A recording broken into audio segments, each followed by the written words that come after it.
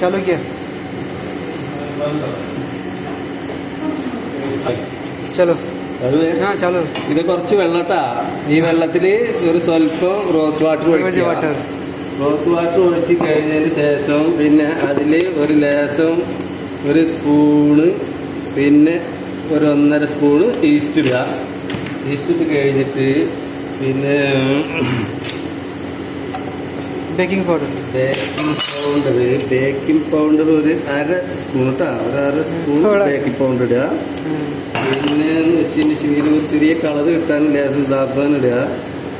Okay, അത് കഴിഞ്ഞിട്ട് ഇതിനെ ഒന്ന് ഷുഗർ ഒരു ലേശം ഒരു സ്പൂണ് 2 സ്പൂണ് പഞ്ചസാര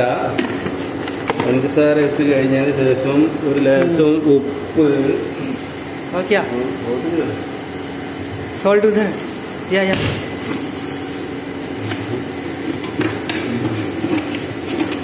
ഒരു കുറച്ച് ഒരു ലേശം ഒരു സ്വല്പം ഉപ്പിട്ട് കഴിഞ്ഞതിന് ശേഷം ഇതിനെ ഒന്ന് മിക്സ് ആക്കാം. ഓക്കെ,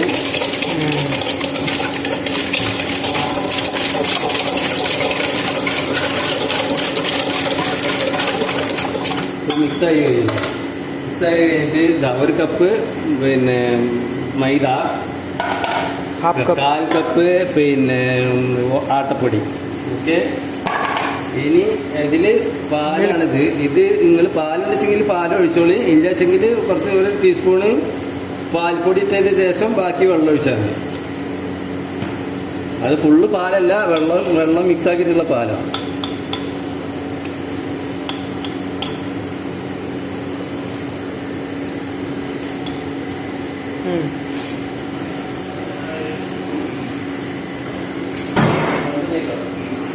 नहीं चालू है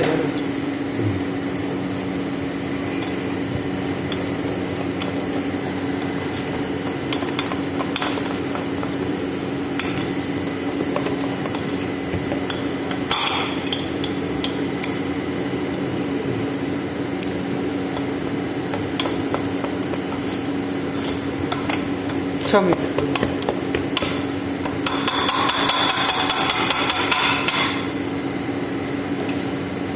ഇതുണ്ട്. അത് കുറച്ച് വെള്ളത്തിൻ്റെ കുറവുണ്ട്, ലേശം വെള്ളം വയ്ക്കാം, ഒന്നുകൂടി ലൂസാക്കാം. ഇത്ര കട്ടിൻ്റെ വെച്ചെങ്കിൽ അത് ഉള്ളിലെ മാവ് ഇങ്ങനെ കട്ട ഇതായി നിൽക്കുള്ളൂ. അപ്പോൾ കുറച്ച് ലൂസ് വേണം.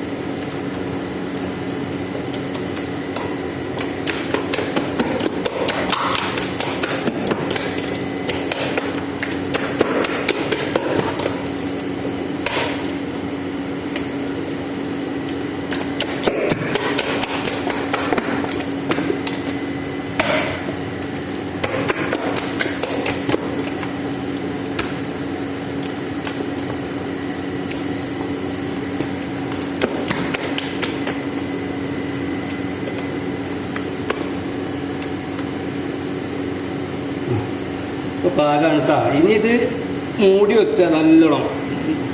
നമ്മളിത് ഫിലിം സിറ്റിംഗ് ആയിട്ട് മൂടി വെക്കും. എന്നിട്ട് 1 മണിക്കൂർ കഴിഞ്ഞിട്ട് എടുക്കും. എന്നിട്ട് ഓക്കെ, दिखा दो कवर कर रखेगा.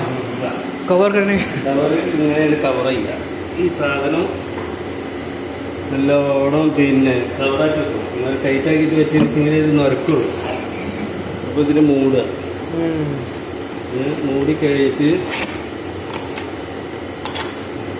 ഇത് ടൈറ്റായിട്ട് മൂടി നല്ല നമുക്ക് നല്ല ടൈറ്റുള്ള മൂടി പാത്രങ്ങൾക്ക് നല്ല ടൈറ്റുണ്ടെങ്കിൽ അതായിട്ട് അതിലാക്കിയിട്ട് വെച്ചാൽ മതി. ഇനി ഇതിവിടെ ഇരിക്കും ഒരു 1.5 മണിക്കൂർ കഴിഞ്ഞിട്ട്.